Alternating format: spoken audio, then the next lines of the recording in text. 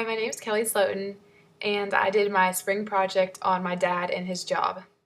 Hi, my name is Steve, and I want to talk to y'all a little bit about folk art, what it is. It is artists that are untrained and unschooled.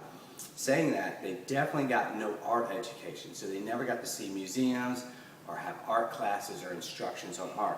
So the art they create is solely personal. It's raw, it's visionary, sometimes it's religiously inspired, sometimes they're just decorating their environment.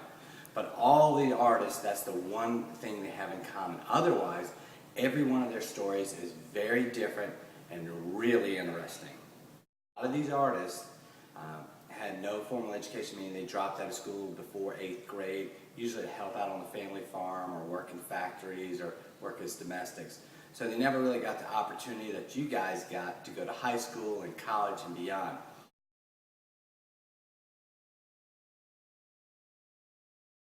So people always want to know, how did you get started in this business? And the way I got started is I originally saw some of this pottery at an old five and dime store, an old soda shop store, and I asked the guy about it, and he says, yeah, they make it right down the street. I had spent my entire summers working right down the street from these potters and never knew them. And then once I discovered them, I thought to myself, what else am I missing? What else is Southern, truly Southern, that we're missing out on? And it was the visionary art of the South.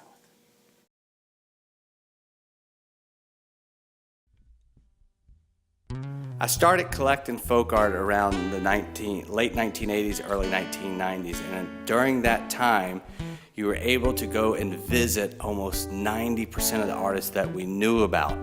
And when I visited them, I was able to buy the art from them, learn the stories about them, ask them questions about their artwork. It was a wonderful period. It was like the golden age of collecting folk art.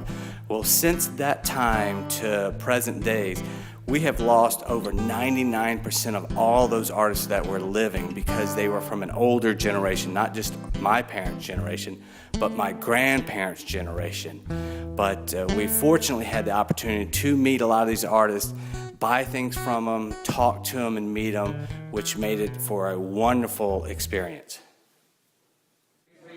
Three down 4. I got 3 down 4. Bring it up here below. 400 down 5. 500 sir. 500 down 600. 600. 500 down 6 down 6 down 6 6 down 7. 7 7 7 7 7 below.